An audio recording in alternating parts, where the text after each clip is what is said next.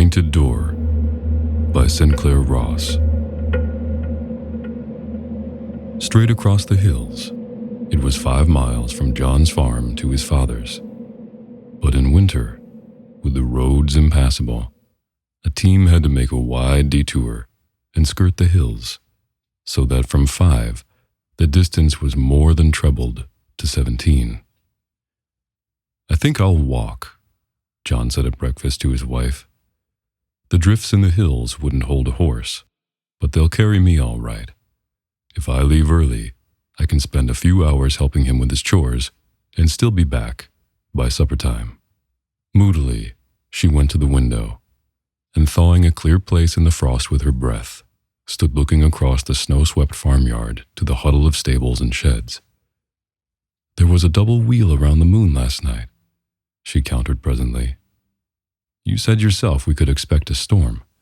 It isn't right to leave me alone. Surely, I'm as important as your father." He glanced up uneasily, then, drinking off his coffee, tried to reassure her. "But there's nothing to be afraid of. Even if it does start to storm, you won't need to go near the stable. Everything's fed and watered now to last till night.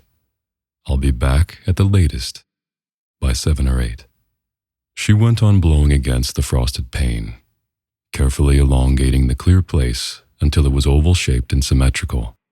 He watched her a moment or two longer, then, more insistently, repeated, "I say you won't need to go near the stable. Everything's fed and watered, and I'll see that there's plenty of wood in. That will be all right, won't it?" "Yes, of course. I heard you." It was a curiously cold voice now, as if the words were chilled by their contact with the frosted pane. "Plenty to eat, plenty of wood to keep me warm, and what more could a woman ask for?" "But he's an old man, living there all alone. What is it, Anne? You're not like yourself this morning." She shook her head without turning. "Pay no attention to me. 7 years a farmer's wife. It's time I was used to staying alone." Slowly, the clear place on the glass enlarged, oval, then round, then oval again.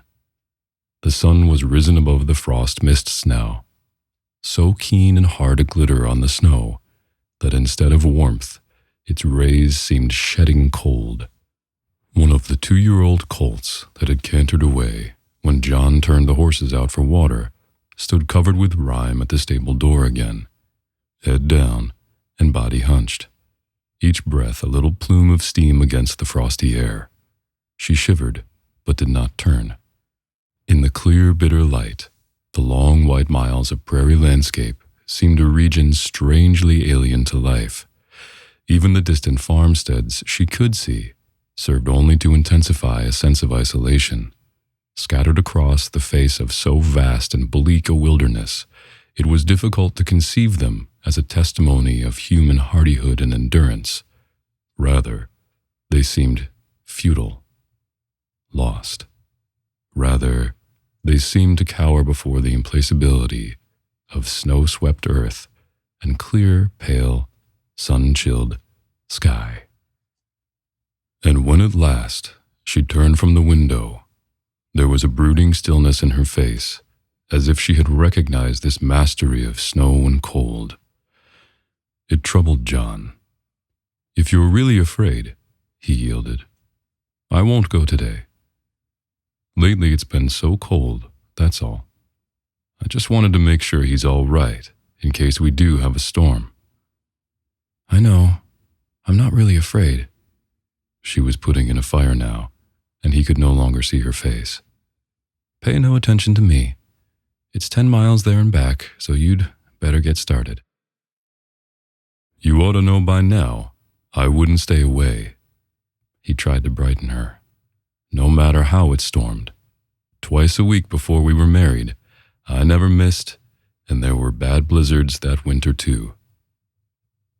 He was a slow, unambitious man, content with his farm and cattle, naively proud of Anne. He had been bewildered by it once. Her caring for a dull-witted fellow like him. Then, assured at last of her affection, he had relaxed against it, gratefully, unsuspecting it might ever be less constant than his own. Even now, listening to the restless brooding in her voice, he felt only a quick, unformulated kind of pride that after 7 years his absence for a day should still concern her, while she, his trust and earnestness, controlling her again. "I know. It's just that sometimes, when you are away, I get lonely. There's a long, cold tramp in front of you. You'll let me fix a scarf around your face." He nodded. "And on my way, I'll drop in at Stephen's place. Maybe he'll come over tonight for a game of cards. You haven't seen anybody but me for the last 2 weeks." She glanced up sharply, then busied herself clearing the table. "It will mean another 2 miles if you do.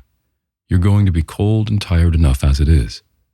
When you're gone, I think I'll paint the kitchen woodwork. White this time. You remember when we got the paint last fall? It's going to make the room a lot lighter. I'll be too busy to find the day long." "I will, though," he insisted. "And if a storm gets up, you'll feel safer, knowing that he's coming. That's what you need, Anne, someone to talk to besides me." She stood at the stove, motionless a moment, then turned to him uneasily. "Will you shave then, John? Now, before you go?" He glanced at her questioningly, and avoiding his eyes, she tried to explain. "I mean, he may be here before you're back, and you won't have a chance then." "But it's only Stephen. He's seen me like this. He'll be shaved, though. That's what I mean, and I'd like you, too, to spend a little time on yourself." He stood up, stroking the heavy stubble on his chin. "Maybe I should, all right, but it makes the skin too tender, especially when I've got to face the wind." She nodded and began to help him dress, bringing heavy socks and a big woolen sweater from the bedroom, wrapping a scarf around his face and forehead. "I'll tell Stephen to come early," he said as he went out.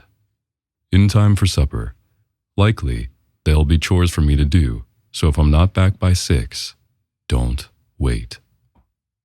From the bedroom window, she watched him nearly a mile along the road. The fire had gone down when at last she turned away, and already, through the house, there was an encroaching chill.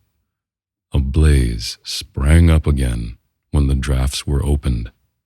But as she went on clearing the table, her movements were furtive and constrained. It was the silence weighing upon her, the frozen silence of the bitter fields and sun-chilled sky, lurking outside as if alive, relentlessly in wait, mile deep between her now and John. She listened to it, suddenly tense, motionless. The fire crackled and the clock ticked. Always it was there.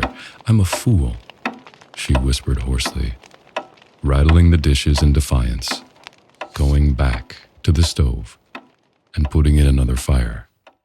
"Warm and safe. I'm a fool. It's a good chance when he's away to paint. The day will go quickly. I won't have time to brood." Since November now, the paint had been awaiting warmer weather. The frost in the walls on a day like this would crack and peel it as it dried.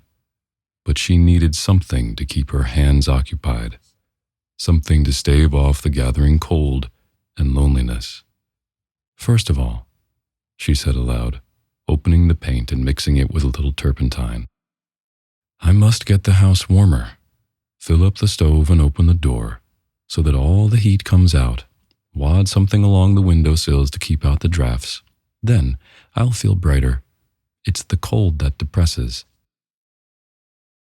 She moved briskly, performing each little task with careful and exaggerated absorption, binding her thoughts to it, making it a screen between herself and the surrounding snow and silence. But when the stove was filled and the windows sealed, it was more difficult again. Above the quiet, steady swishing of her brush against the bedroom door, the clock began to tick. Suddenly, her movements became precise, deliberate, her posture self-conscious, as if someone had entered the room and were watching her. It was the silence again, aggressive, hovering. The fire spit and crackled at it. Still, it was there. "I'm a fool," she repeated. "All farmers' wives have to stay alone. I mustn't give in this way. I mustn't brood. A few hours now, and they'll be here." The sound of her voice reassured her. She went on. "I'll get them a good supper, and for coffee, tonight after cards, bake some of the little cakes with raisins that he likes, just the three of us, so I'll watch and let John play. It's better with four, but at least we can talk. That's all I need, someone to talk to. John never talks. Ty's stronger. He doesn't understand. But he likes Stephen, no matter what the neighbors say. Maybe he'll cave, maybe he'll have him come in again, and some other young people too. It's what we need, both of us, to help keep ourselves young. And then, before we know it, we'll be into March. It's cold still in March sometimes, but you never mind the same. At least you're beginning to think about spring." She began to think about it now. Thoughts that outstripped her words, that left her alone again, with herself and the ever-lurking silence. Eager and hopeful at first, then clenched, rebellious, lonely. Windows open, sun and thawing earth again, the urge of growing living things. Then the days that began in the morning at 4:30 and lasted till 10 at night, the meals at which John gulped his food and scarcely spoke a word, the brute, tired, stupid eyes he turned on her if ever she mentioned town or visiting. For spring was drudgery again. John never hired a man to help him. He wanted a mortgage-free farm, then a new house and pretty clothes for her. Sometimes, because with the best of crops it was going to take so long to pay off anyway, she wondered whether they mightn't be better let the mortgage wait a little, before they were worn out, before their best years were gone. It was something of life she wanted, not just a house and furniture. Something of John, not pretty clothes, when she would be too old to wear them. But John, of course, couldn't understand. To him, it seemed only right that she should have the clothes, only right that he, fit for nothing else, should slave away 15 hours a day to give them to her. There was in his devotion a baffling, insurmountable humility that made him feel the need of sacrifice, and when his muscles ached, when his feet dragged solidly with weariness, then it seemed that, in some measure, at least he was making amends for his big, hulking body and simple mind. But by his sacrifice, he succeeded only in the extinction of his personality, never occurred to him. Year after year, their lives went on in the same little groove. He drove his horses in the field, she milked the cows and hoed the potatoes. By dint of his drudgery, he saved a few months' wages, added a few dollars more each fall to his payments on the mortgage. But the only real difference that it all made was to deprive her of his companionship, to make him a little duller, older, uglier than he might otherwise have been. He never saw their lives objectively. To him, it was not what he actually accomplished by means of the sacrifice that mattered, but the sacrifice itself, the gesture, something done for her sake. And she, understanding, kept her silence. In such a gesture, however futile, there was a graciousness not to be shattered lightly. "John," she would begin sometimes, "you're doing too much. Get a man to help you, just for a month." But smiling down at her, he would simply answer, "I don't mind. Look at the hands on me. They're made for work." While in his voice there would be a stalwart ring to tell her that by her thoughtfulness she had made him only the more resolved to serve her, to prove his devotion and fidelity. They were useless, such thoughts, she knew. It was his very devotion that made them useless, that forbade her to rebel. Yet, over and over, sometimes hunched still before their bleakness, sometimes her brush making swift, sharp strokes to pace the chafe and rancor that they brought, she persisted in them. This now, the winter, was their slack season. She could sleep sometimes till 8, and John till 7. They could linger over their meals a little longer, read, play cards, go visiting the neighbors. It was the time to relax, to indulge, and enjoy themselves. But instead, fretful and impatient, they kept on waiting for the spring. They were compelled now, not by labor, but by the spirit of labor, a spirit that pervaded their lives and brought with idleness a sense of guilt. Sometimes they did sleep late, sometimes they did play cards, but always uneasily, always reproached by the thought of more important things that might be done. When John got up at 5 to attend the fire, he wanted to stay up and go out to the stable. When he sat down to a meal, he hurried his food and pushed his chair away again, from habit, from sheer work instinct, even though it was only to put more wood in the stove, or go down cellar to cut up beets and turnips for the cows. And anyway, sometimes she asked herself, why sit trying to talk with a man who never talked? Why talk when there was nothing to talk about but crops and cattle, the weather and the neighbors?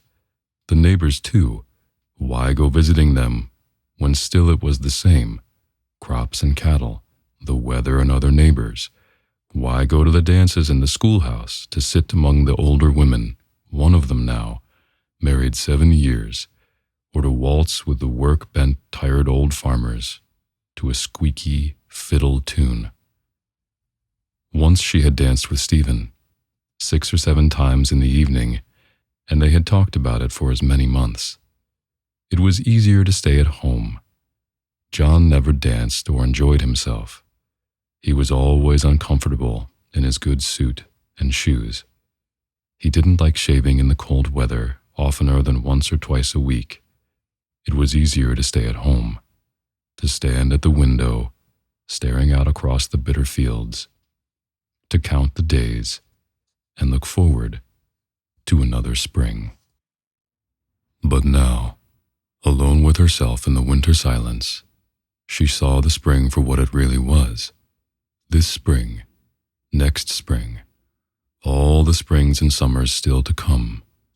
While they grew old, while their bodies warped, while their minds kept shriveling dry and empty like their lives. "I mustn't," she said aloud again. "I married him, and he's a good man. I mustn't keep on this way. It will be noon before long, and then time to think about supper. Maybe he'll come early, and as soon as John is finished at the stable, we can all play cards." It was getting cold again, and she left her painting to put in more wood. By this time, the warmth spread slowly. She pushed a mat up to the outside door and went back to the window to pat down the woolen shirt that was wadded along the sill. Then she paced a few times around the room, then poked the fire and rattled the stove lids, then paced again. The fire crackled, the clock ticked. The silence now seemed more intense than ever, seemed to have reached a pitch where it faintly moaned. She began to pace on tiptoe, listening, her shoulders drawn together, not realizing for a while that it was the wind she heard, thin strained and whimpering through the eaves. Then she wheeled to the window, and with quick short breaths thawed the frost to see again. The glitter was gone. Across the drifts sped swift and snake-like little tongues of snow. She could not follow them, where they sprang from or where they disappeared. It was as if all across the yard the snow were shivering awake, roused by the warnings of the wind to hold itself in readiness for the impending storm. The sky had become a somber, whitish gray. It, too, as if in readiness, had shifted and lay close to earth. Before her, as she watched a mane of powdery snow, reared up, breast high against the darker background of the stable, tossed for a moment, angrily, and then subsided again, as if whipped down to obedience and restraint. But another followed, more reckless and impatient than the first. Another reeled and dashed itself against the window where she watched. Then, ominously for a while, there were only the angry little snakes of snow. The wind rose, creaking the troughs that were wired beneath the eaves. In the distance, sky and prairie now were merged into one another linelessly. All around her it was gathering. Already in its press and whimpering there strummed a boding of eventual fury. Again, she saw a mane of snow spring up, so dense and high this time that all the sheds and stables were obscured. Then others followed, whirling fiercely out of hand, and when at last they cleared, the stables seemed in dimmer outline than before. It was the snow beginning, long lancet shafts of it, straight from the north, borne almost level by the straining wind. "He'll be here soon," she whispered, "and coming home, it will be in his back. He'll leave again right away. He saw the double wheel. He knows the kind of storm there'll be." She went back to her painting. For a while it was easier. All her thoughts, half-anxious ones of John in the blizzard, struggling his way across the hills. But petulantly again, she soon began. "I knew we were going to have a storm. I told him so, but it doesn't matter what I say. Big stubborn fool. He goes his own way anyway. It doesn't matter what becomes of me. In a storm like this, he'll never get home. He won't even try. And while he sits keeping his father company, I can look after his stable for him, go plowing through the snowdrifts up to my knees, nearly frozen." Not that she meant or believed her words. It was just an effort to convince herself that she did have a grievance, to justify her rebellious thoughts, to prove John responsible for her unhappiness. She was young still, eager for excitement and distractions. And John's steadfastness rebuked her vanity, made her complaints seem weak and trivial. Fretfully, she went on. "If he'd listen to me sometimes, and not be so stubborn, we wouldn't be living still in a house like this. 7 years, in 2 rooms, 7 years, and never a new stick of furniture. There, as if another coat of paint could make it different anyway." She cleaned her brush, filled up the stove again, and went back to the window. There was a void, white moment that she thought must be frost-formed on the window pane. Then, like a fitful shadow through the whirling snow, she recognized her stable roof. It was incredible. The sudden, maniac raging of the storm struck from her face all its pettishness. Her eyes glazed with fear a little, her lips blanched. "If he starts for home now," she whispered silently, "but he won't. He knows I'm safe. He knows Stephen's coming. Across the hills, he would never dare." She turned to the stove, holding out her hands to the warmth. Across her now, there seemed a constant sway and tremor, as if the air were vibrating with the violent shuddering of the walls. She stood quite still, listening. Sometimes The wind struck with sharp, savage blows. Sometimes it bore down in a sustained, minute-long blast, silent with effort and intensity. Then, with a foiled shriek of threat, wheeled away to gather and assault again. Always, the eave troughs creaked and sawed. She started towards the window again, then, detecting the morbid trend of her thoughts, prepared fresh coffee, and forced herself to drink a few mouthfuls. He would never dare, she whispered again. He wouldn't leave the old man anyway, in such a storm. Safe in here, there's nothing for me to keep worrying about. It's after 1 already. I'll do my baking now, and then it will be time to get supper ready for Stephen. Soon, however, she began to doubt whether Stephen would come. In such a storm, even a mile was enough to make a man hesitate, especially Stephen, who, for all his attractive qualities, was hardly the one to face a blizzard for the sake of someone else's chores. He had a stable of his own to look after anyway. It would only be natural for him to think that when the storm rose, John had turned again for home. Another man would have put his wife first. But she felt little dread or uneasiness at the prospect of spending the night alone. It was the first time she had been left like this on her own resources, and her reaction, now that she could face and appraise her situation calmly, was gradually to feel it a kind of adventure and responsibility. It stimulated her. Before nightfall, she must go to the stable and feed everything, wrap up in some of John's clothes, take a ball of string in her hand, one end tied to the door so that no matter how blinding the storm, she could at least find her way back to the house.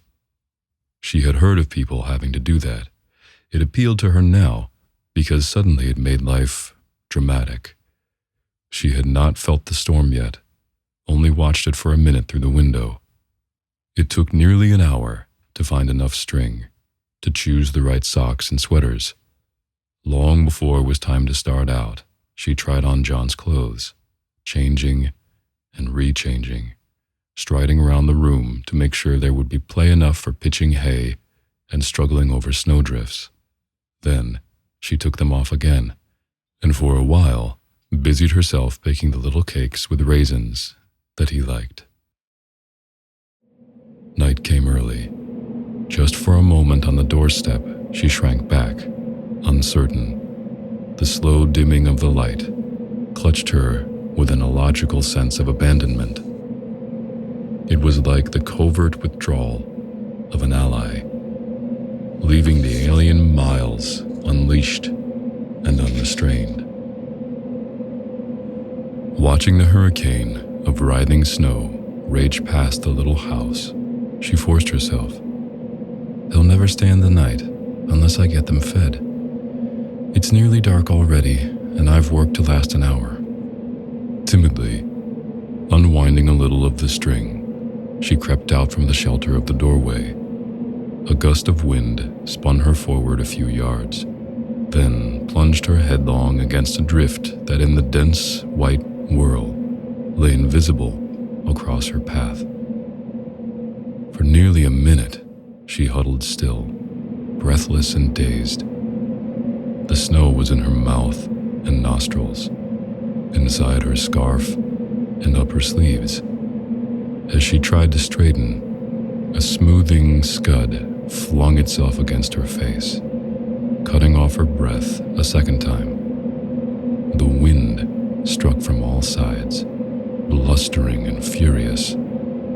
It was as if the storm had discovered her, as if all its forces were concentrated upon her extinction. Seized with panic, suddenly she threshed out a moment with her arms, and then stumbled back and sprawled her length across the drift. But this time, she regained her feet quickly, roused by the whip and batter of the storm to retaliative anger. For a moment, her impulse was to face the wind and strike back, blow for blow. Then, as suddenly as it had come, her frantic strength gave way to limpness and exhaustion. Suddenly, a comprehension so clear and terrifying that it struck all thoughts of the stable from her mind. She realized, in such a storm, her puny insignificance, and the realization gave her new strength, stilled this time to a desperate persistence. Just for a moment, the wind held her, numb and swaying in its vice. Then slowly, buckled far forward, she groped her way again towards the house. Inside, leaning against the door, she stood tense and still a while. It was almost dark now. The top of the stove glowed a deep, dull red. Heedless of the storm, self-absorbed and self-satisfied, the clock ticked on like a glib little idiot. "He shouldn't have gone," she whispered silently. "He saw the double wheel. He knew. He shouldn't have left me here alone." For so fierce now, so insane and dominant did the blizzard seem, that she could not credit the safety of the house. The warmth and lull around her was not real yet, not to be relied upon. She was still at the mercy of the storm. Only her body, pressing hard like this against the door, was staving it off. She didn't dare move. She didn't dare ease the ache and strain. "He shouldn't have gone," she repeated, thinking of the stable again, reproached by her helplessness. "They'll freeze in their stalls, and I can't reach them. He'll say it's all my fault. He won't believe I tried." Then Stephen came. Quickly, startled to quietness and control, she let him in and lit the lamp. He stared at her a moment, then flinging off his cap, crossed to where she stood by the table and seized her arms. "You're so white. What's wrong? Look at me." It was like him, in such little situations, to be masterful. "You should have known better than to go out on a day like this. For a while, I thought I wasn't going to make it here myself." "I was afraid you wouldn't come. John left early, and there was the stable." But the storm had unnerved her, and suddenly, at the assurance of his touch and voice, the fear that had been gripping her gave way to an hysteria of relief. Scarcely aware of herself, she seized his arm and sobbed against it. He remained still a moment, unyielding, then slipping his other arm around her shoulder. It was comforting, and she relaxed against it, hushed by a sudden sense of lull and safety. Her shoulders trembled with the easing of the strain, then fell limp and still. "You're shivering." He drew her gently towards the stove. "There's nothing to be afraid of now, though. I'm going to do the chores for you." It was a quiet, sympathetic voice, yet with an undertone of insolence, kind of mockery even, that made her draw away quickly and busy herself putting in a fire. With his lips drawn in a little smile, he watched her till she looked at him again. The smile top was insolent, but at the same time companionable. Stephen's smile, and therefore difficult to reprove. It lit up his lean, still boyish face with a peculiar kind of arrogance, features and a smile that were different from John's, from other men's, willful and derisive, yet naively so, as if it were less the difference itself he was conscious of than the long accustomed privilege that thereby fell his due. He was erect, tall, square-shouldered. His hair was dark and trim, his young lips curved, soft and full. While John, set, heavy-jowled, and stooped. He always stood before her, helpless, a kind of humility and wonderment in his attitude, and Stephen now smiled on her appraisingly with the worldly wise assurance of one for whom a woman holds neither mystery nor illusion. "It was good of you to come, Stephen," she responded, the words running into a sudden, empty laugh. "Such a storm to face. I suppose I should feel flattered." For his presumption, his misunderstanding of what had been only a momentary weakness, instead of angering, quickened her, roused from latency and long disuse all the instincts and resources of her femininity. She felt eager, challenged. Something was at hand that hitherto had always eluded her, even in the days with John, something vital, beckoning, meaningful. She didn't understand, but she knew. The texture of the moment was satisfyingly dreamlike, an incredibility perceived as such, yet acquiesced in. She was John's wife, she knew, but also she knew that Stephen standing here was different from John. There was no thought or motive, no understanding of herself as the knowledge persisted. Wary and poised round a sudden little core of blind excitement, she evaded him. "But it's nearly dark. Hadn't you better hurry if you're going to do the chores? Don't trouble. I can get them off myself." An hour later, when he returned from the stable, she was in another dress, her hair rearranged, a little flush of color in her face. Pouring warm water for him from the kettle into the basin, she said evenly, "By the time you're washed up, supper will be ready. John said we weren't to wait for him." He looked at her a moment. "But in a storm like this, you're not expecting John." "Of course." As she spoke, she could feel the color deepening in her face. "We're going to play cards. He was the one that suggested it." He went on washing, and then as they took their places at the table, resumed, "So John's coming? When are you expecting him?" "He said it might be 7 o'clock or a little later." Conversation with Stephen at other times had always been brisk and natural, but now suddenly she found it strained. "He may have work to do for his father. That's what he said when he left. Why do you ask, Stephen?" "I was just wondering. It's a rough night." "He always comes. There couldn't be a storm bad enough. It's easier to do the chores in daylight, and I knew he'd be tired. That's why I started out for the stable." She glanced up again, and he was smiling at her. The same insolence, the same little twist of mockery and appraisal. It made her flinch suddenly, and ask herself why she was pretending to expect, why there should be this instinct of defense to force her. This time, instead of poise and excitement, it brought a reminder that she had changed her dress and rearranged her hair. It crushed in a sudden silence, through which she heard the whistling wind again and the creaking saw of the eaves. Neither spoke now. There was something strange, almost terrifying about this Stephen and his quiet, unrelenting smile. But the strangest of all was the familiarity, the Stephen she had never seen or encountered, and yet had always known, always expected, always waited for. It was less Stephen himself that she felt than his inevitability, just as she had felt the snow, the silence, and the storm.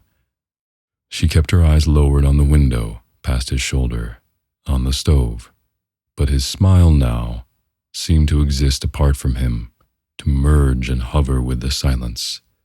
She clinked a cup, listened to the whistle of the storm. Always it was there. He began to speak, but her mind missed the meaning of his words. Swiftly, she was making comparisons again. His face, so different to John's, so handsome and young, clean-shaven. Swiftly, helplessly, feeling the imperceptible and relentless ascendancy that thereby he was gaining over her, sensing sudden menace in this new, more vital life, even as she felt drawn towards it. The lamp between them flickered as an onslaught of the storm sent shudderings through the room. She rose to build up the fire again, and he followed her. For a long time, they stood close to the stove, their arms almost touching. Once, as the blizzard creaked the house, she spun around sharply, fancying it was John at the door, but quietly he intercepted her. "Not tonight. You may as well make up your mind to it. Across the hills, in a storm like this, it would be suicide to try." Her lips trembled suddenly in an effort to answer, to parry the certainty in his voice, then set thin and bloodless.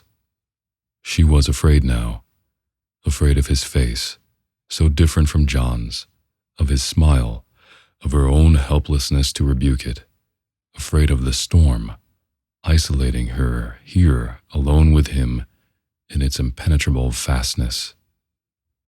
They tried to play cards, but she kept starting up at every creak and shiver of the walls.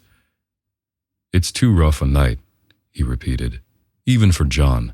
Just relax a few minutes, stop worrying, and pay a little attention to me."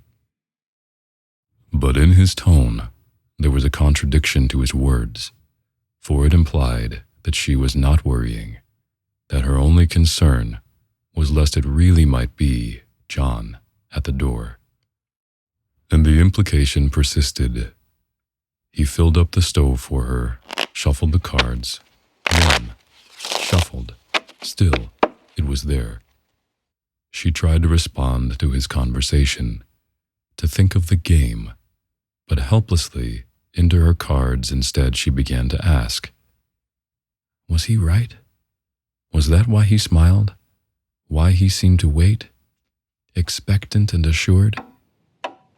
The clock ticked. The fire crackled. Always it was there. Furtively, for a moment she watched him as he deliberated over his hand. John, even in the days before they were married, had never looked like that. Only this morning she had asked him to shave, because Stephen was coming, because she had been afraid to see them side by side, because deep within herself she had known even then the same knowledge, furtive and forbidden, that was flaunted now in Stephen's smile. "You look cold," he said at last, dropping his cards and rising from the table. "We're not playing anyway. Come over to the stove for a few minutes and get warm." "But first I think we'll hang blankets over the door. When there's a blizzard like this, we always do." It seemed that in sane, commonplace activity there might be release, a moment or two in which to recover herself. "John has nails in to put them on. They keep out a little of the draft." He stood on a chair for her and hung the blankets that she carried from the bedroom. Then for a moment they stood silent, watching the blankets sway and tremble before the blade of wind that spurted around the jamb. "I forgot," she said at last, "that I painted the bedroom door. At the top there, see? I've smeared the blankets coming through." He glanced at her curiously and went back to the stove. She followed him, trying to imagine the hills in such a storm, wondering whether John would come. "A man couldn't live in it," suddenly he answered her thoughts, lowering the oven door and drawing up their chairs on one each side of it. "He knows you're safe. It isn't likely that he'd leave his father anyway." "The wind will be in his back," she persisted. "The winter before we were married, all the blizzards that we had that year, and he never missed." "Blizzards like this one? Up in the hills, he wouldn't be able to keep his direction for 100 yards. Listen to it a minute and ask yourself." His voice seemed softer, kindlier now. She met his smile a moment, its assured little twist of appraisal, then, for a long time, sat silent, tense, careful again to avoid his eyes. Everything now seemed to depend on this. It was the same as a few hours ago, when she braced the door against the storm. He was watching her, smiling. She dared not move, unclench her hands, or raise her eyes.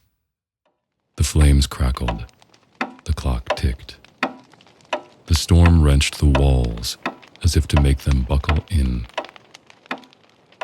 So rigid and desperate were all her muscles set, withstanding, that the room around her seemed to swim and reel.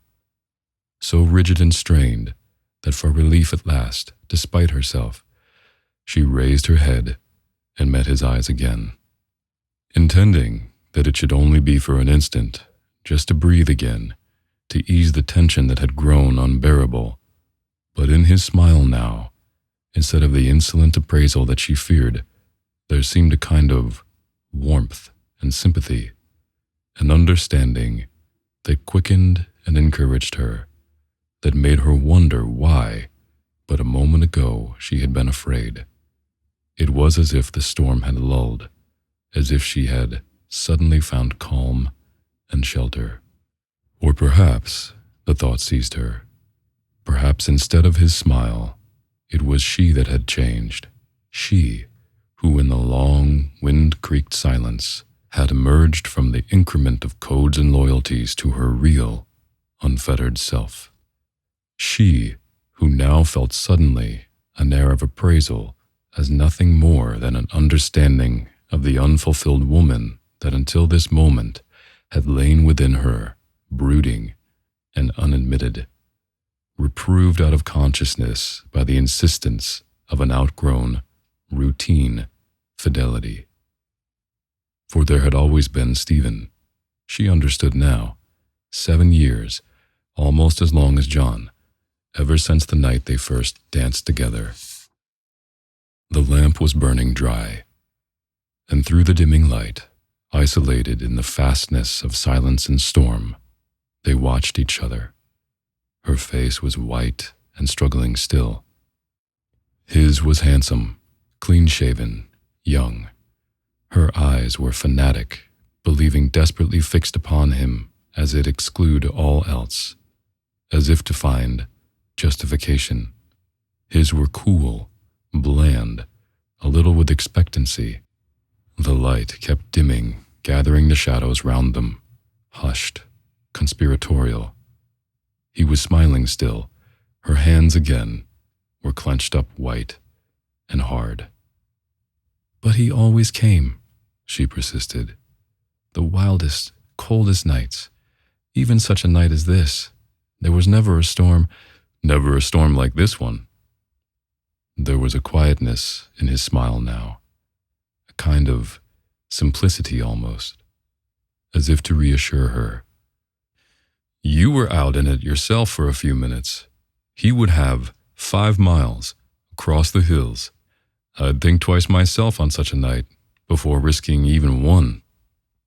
Long after he was asleep, she lay listening to the storm. As a check on the draft up the chimney, they had left one of the stove lids partly off, and through the open bedroom door, she could see the flickerings of flame and shadow on the kitchen wall. They leaped and sank fantastically. The longer she watched, the more alive they seemed to be. There was one great shadow that struggled towards her threateningly, massive and black and engulfing all the room. Again and again it advanced, about to spring, but each time a little whip of light subdued it to its place among the others on the wall. Yet though it never reached her, she still cowered.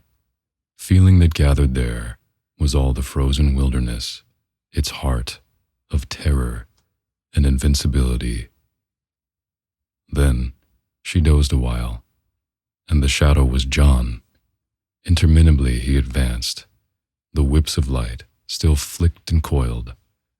But now suddenly, they were the swift little snakes that this afternoon she had watched twist and shiver across the snow, and they too were advancing. They writhed and vanished and came again. She lay still, paralyzed. He was over her now, so close that she could have touched him. Already, it seemed that a deadly tightening hand was on her throat. She tried to scream, but her lips were locked. Stephen, beside her, slept on heedlessly, until suddenly, as she lay staring up at him like a gleam of light revealed his face, and in it was not a trace of threat or anger, only calm and stone-like hopelessness.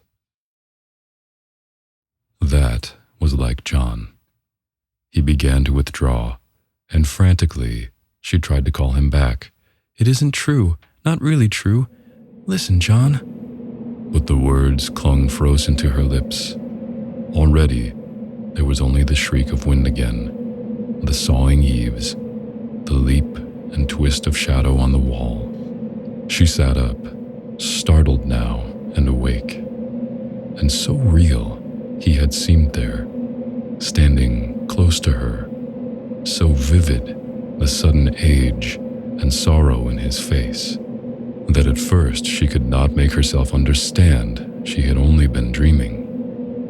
Against the conviction of his presence in the room, it was necessary to insist, over and over, that he must still be with his father on the other side of the hills. Watching the shadows, she had fallen asleep. It was only her mind, her imagination, distorted to a nightmare by the illogical and unadmitted dread of his return. But he wouldn't come. Stephen was right. In such a storm he would never try. They were safe, alone. No one would ever know. It was only fear, morbid and irrational. Only the sense of guilt that even her newfound and challenged womanhood could not entirely quell. She knew now she had not let herself understand or acknowledge it as guilt before, but gradually, through the wind-torn silence of the night, his face compelled her, the face that had watched her from the darkness with its stone-like sorrow, the face that was really John. John, more than his features of mere flesh and bone could ever be. She wept, silently. The fitful gleam of light began to sink. On the ceiling wall, at last, there was only a faint, dull, flickering glow. The little house shuddered and quailed, and a chill crept in again. Without waking Stephen, she slipped out to build up the fire. It was burned to a few spent embers now, and the wood she put on seemed a long time catching light. The wind swirled through the blankets they had hung around the door and struck her flesh like laps of molten ice. Then, hollow and moaning, it roared up the chimney again, as if against its will, drawn back to serve still longer with the onrush of the storm. For a long time, she crouched over the stove, listening.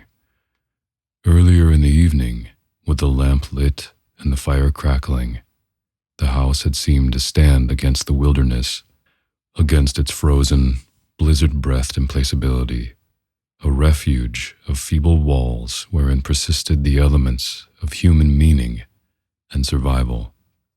Now, in the cold, creaking darkness, it was strangely extinct, looted by the storm and abandoned again. She lifted the stove lid and fanned the embers till at last a swift little tongue of flame began to lick around the wood. Then she replaced the lid, extended her hands, and as if frozen in that attitude, stood waiting. It was not long now.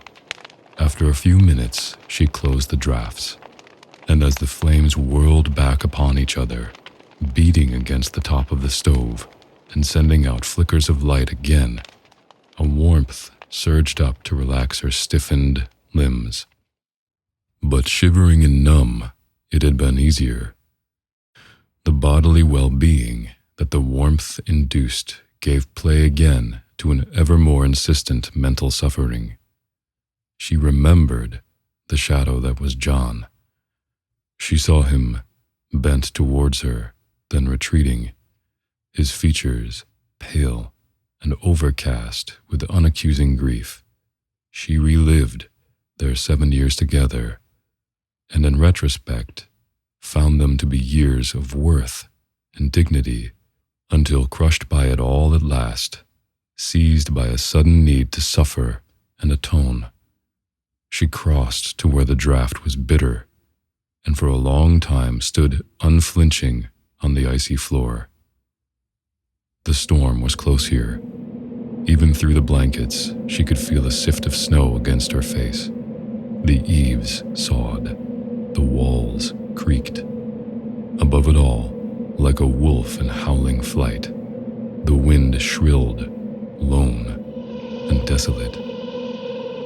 And yet, suddenly she asked herself, hadn't there been other storms, other blizzards? And through the worst of them, hadn't he always reached her? Clutched by the thought, she stood rooted a minute. It was hard now to understand how she could have so deceived herself, how a moment of passion could have quieted within her not only conscience, but reason and discretion too. John always came. There could never be a storm to stop him. He was strong, inured to the cold. He had crossed the hills since his boyhood, knew every creek bed and gully. It was madness to go on like this, to wait. While there was still time, she must waken Stephen and hurry him away. But in the bedroom again, standing at Stephen's side, she hesitated. In his detachment from it all, in his quiet, even breathing, there was such sanity, such realism. For him, nothing had happened, nothing would. If she wakened him, he would only laugh and tell her to listen to the storm. Already, it was long past midnight. Either John had lost his way, or not set out at all. And she knew that in his devotion there was nothing foolhardy. He would never risk a storm beyond his endurance, never permit himself a sacrifice likely to endanger her lot or future. They were both safe. No one would ever know. She must control herself, be sane, like Stephen. For a moment, she let her hand rest a while on Stephen's shoulder. It would be easier were he awake now, with her, sharing her guilt. But gradually as she watched his handsome face in the glimmering light, she came to understand that for him, no guilt existed, just as there had been no passion, no conflict, nothing but the sane appraisal of their situation, nothing but the expectant little smile and the arrogance of features that were different from John's. She winced deeply, remembering how she had fixed her eyes on those features, how she had tried to believe that so handsome and young, so different from John's, they must in themselves be her justification. In the flickering light, they were still young, still handsome. No longer her justification. She knew now John was the man, but wistfully still, wondering sharply at their power and tyranny, she touched them a moment with her fingertips again.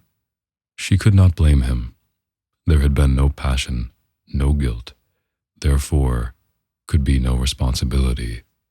Suddenly, looking down at him as he slept, half smiling still, his lips relaxed in the conscienceless complacency of his achievement, she understood that thus he was revealed in his entirety. All there ever was or ever could be. John was the man. With him lay all the future. For tonight, slowly and contritely, through the day and years to come, she would try to make amends. Then she stole back to the kitchen, and without thought, impelled by overwhelming need again, returned to the door where the draught was bitter still. Gradually, towards morning, the storm began to spend itself. Its terror blast became a feeble, worn-out moan. The leap of light and shadow sank, and a chill crept in again. Always the eaves creaked, tortured with wordless prophecy. Heedless of it all, the clock ticked on in idiot content.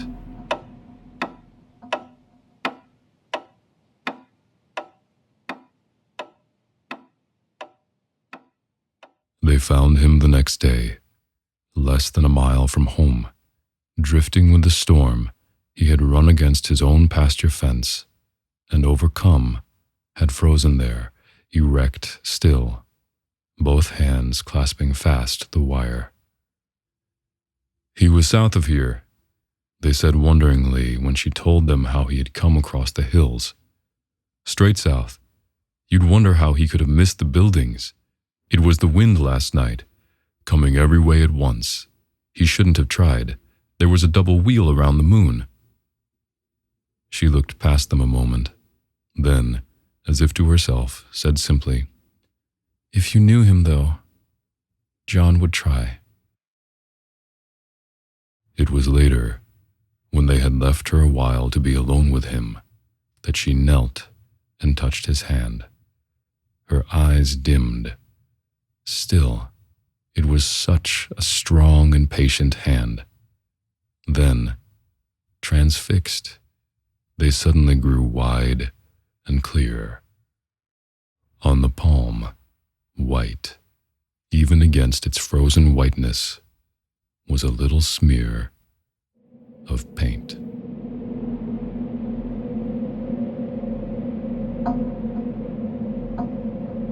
The Painted Door by Sinclair Ross.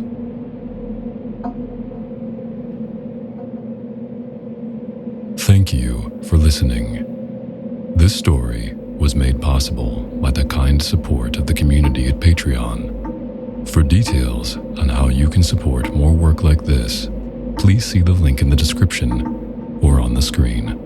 Special thanks to Sean Gibbons, FX Trader Tim, Diane Drews, to General Harris, Josiah Douglas, Holdra Draco, Tina, Teresa Ritter, Rachel Heidi, Marlo Shaleski, Ashley Jones, Todd A. Robinson, Cindy Barber, Wendy Luntz, Carl Thomas, Mike Pierce, Asa M. Lagenstahl, Tina Larson, Jocelyn Heckert Mitchell, Michael Bates, Gabriela Seher, Cynthia Ross, Debs Badger, Michael Rooney, and Suzanne Foich.